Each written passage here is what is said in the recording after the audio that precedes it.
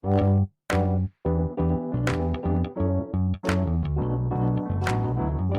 by Riverside.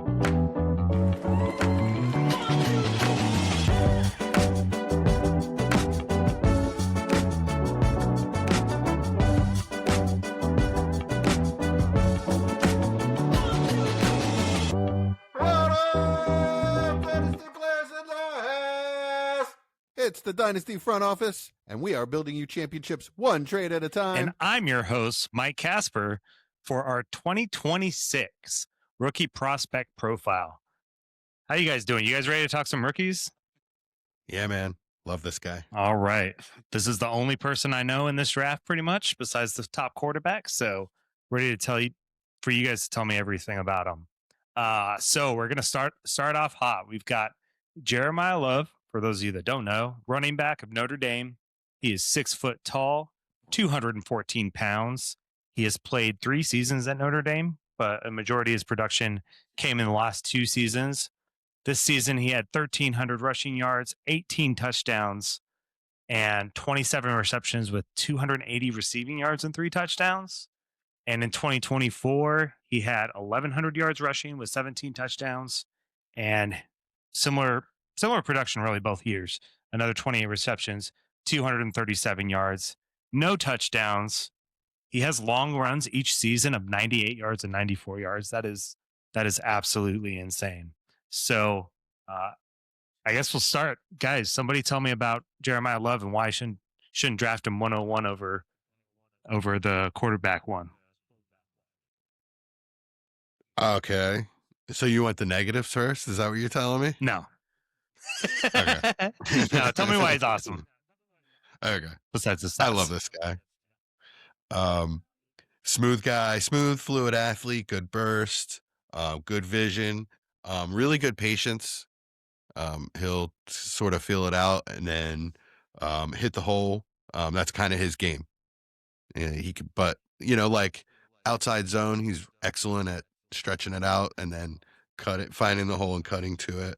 But he can also play gap, no problem at all because he's big, strong, powerful back. I'll leave it at that for now. Austin, I'm curious what you think. Yeah, he feels like a great one-cut guy. Someone who, with a good O-line that allows him to find the hole, and he's gone. To go off of what Mike said with his long runs, he was a Missouri state champ in the 100-meter dash with a 10.76 and state champ with the long jump of over 22 feet. So it shows the type of athlete he is. I really liked him in the receiving game. I thought he could, he's a pure 3-down back, to be honest. And also, it feels like 6 feet isn't tall enough for how tall he is. Yeah, exactly. Like he looks 6'2" or 6'3" out there. He does. So that's also, I kind of like that from a running back. I mean, don't get it twisted. It doesn't really matter how tall you are at the position, but he looks menacing when he's back there. And to have those kind of wheels with that size is, it's pretty rare air, to be honest. I'm really curious. I think we could see a 4.3 something from him in the 40, and that's going to just skyrocket his draft class. I guess for Chad, that kind of brings up my question that I have is where's he at? Because I know he's a pretty good player, right? Is he even close to the Saquon Gentis or Bijans? Yeah.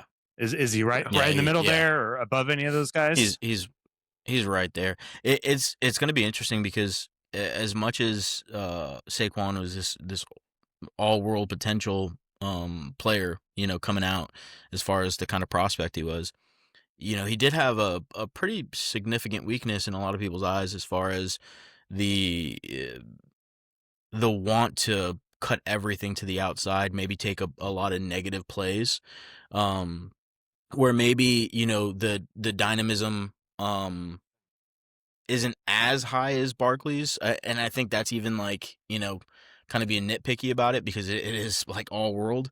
With Jeremiyah Love, he doesn't really, for me, he doesn't have any weakness. and that's what kind of sets him apart. Is he's a tough runner. He's a high caliber short yardage back as well. There's not really anything that he can't do. So he might even be safer than a lot of those guys that we talk about when we talk about, the high end running back prospects that we've seen in the last decade. So I disagree that he doesn't have any weaknesses. I think his contact balance is just okay because of the height and the long legs. There are times where you see his knees get knocked together and he goes down, where I think I compared it to like a giraffe or a baby horse or something when we were in our chat. And it's not all the time. It's just a couple times I saw it happen to him. And it's not a huge weakness. It's just a little something. And then the other thing is that he's not like a 1 foot cutter. You know what I mean? His wiggle is just okay. He's not like he because of his size has to plant with 2 feet when he cuts. So it's not as quick. Saquon Barkley's like so superhuman in that way. You can't expect guys of that size to be able to cut like Saquon, which he doesn't. But he makes up for it with elite vision. So he has that kind of patience. We talked about this with, I hate to even bring it up, but we talked about this with Caleb Johnson quite a bit last year, where he had that patience and the vision and then wait for the hole to open up and then hit it. I wonder, I expect it to translate no problem, but we did just see it not. You know what I mean? I think Caleb Johnson is a different story, though. I think he was just a player that wasn't ready for the NFL.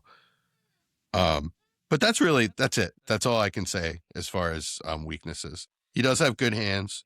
I mean, he's not a route runner by any means. But is he a route runner? Is he a route runner? A route runner. A route runner. Okay. I disagree there as well. I thought it was sloppy. I thought the routes were sloppy. I think if you put him out there, he's a mismatch against a lot of players and he'll win that way. And he's got good hands, so he'll be a good receiving back. But I think what you're calling weaknesses are not weaknesses. You're saying he falls short in certain categories of the elite players, and that is a weakness. It's not a weakness. It's just every part. If that was his game, if every single part of a player is in that elite category, they're like, lock on Hall of Fame players. Like, right. Yeah. True. Which for him, I literally don't think he has a weakness. I mean, you can argue maybe the frame and maybe say, okay, he could put on some more, mass, but even that's just kind of nitpicky because he fights with the mass that he does have, and he is a decently sized player. Yeah, I feel like he sheds blocks, sheds tackles really well. So like, absolutely, even at what I think it's 215. I mean, sure, 5 pounds may look better on him, but I don't think he struggles in the strength department at all. And I mean, you were talking about contact balance, but I feel like the way he sheds blocks does so well in his contact balance. I mean, excuse me. Yeah, I agree. I said it again. Sheds tackles. He does break tackles. Absolutely. And Chad, you're 100% right. And it's with his feet more than his hands. So to me, that's contact balance. Okay. You're 100% right. It's maybe they're not weaknesses. These are just things that aren't elite about him. Things that if he were not to hit, because nobody's 100%, if he were not to hit, this would be why. Yeah. So for me, it's one of those things where I just want to, put this out there that, like, and obviously Jesse's not, comparing him to Caleb Johnson, but there is nothing that Caleb Johnson does as good as anything that there was just that one. There's just a style similarity. It's the only. I thought Caleb Johnson was a plotter. Just that one vision attribute. That's all I'm saying. No, he doesn't have nearly the burst or the explosiveness. Top end. Yeah, speed. I just want to highlight that this is a player on a completely different planet than your average running back prospect. Like, it's not something that's close. I shouldn't have brought that up. My real comp for him is bigger James Cook.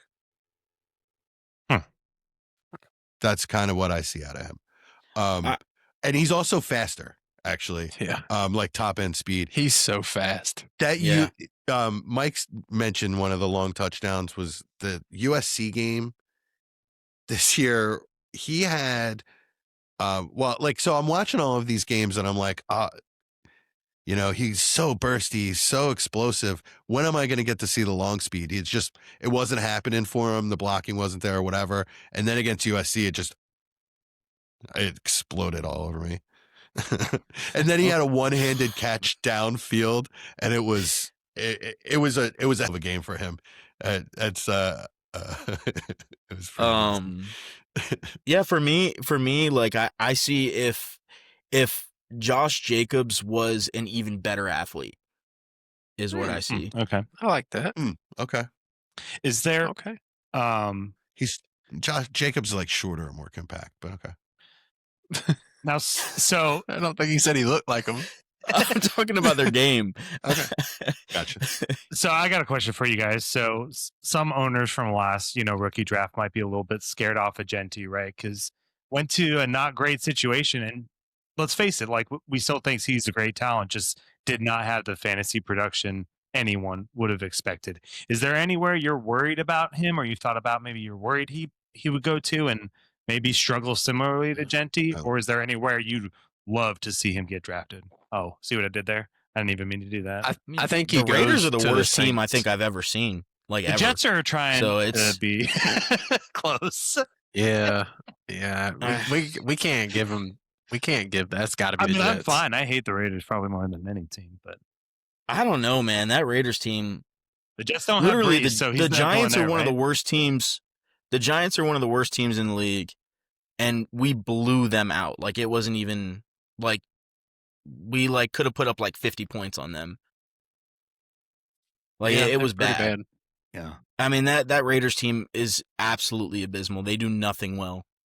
So they have a ton of cap space, second most cap space in the league. So there's stuff there for Genty. Every position or every team can get a lot better really quickly in the league. But there's not a team out there that I'm terrified of for Jeremiah Love the way that I think Love is landing spot proof, but I wouldn't love if he went to the Titans. Just I would I would rather they built up their line and had some blocking for him first. But as far as like Genty goes, I have no worries. Well, just imagine, we don't know who the head coach is going to be, but just imagine if it's Stefanski. How do you feel about him now? Yeah, I like any running back Stefanski's coach. Yeah, that's exactly. True. Yeah, that's fair. I don't think there's a team. What about you, Austin? Nah, my ideal spot's the Saints. Yeah, that would be a good spot.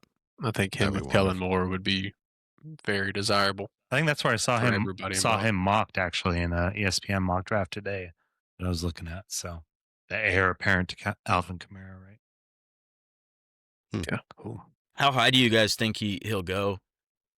Or what's his range for you guys? From what I've seen, it looks like 10 to 25.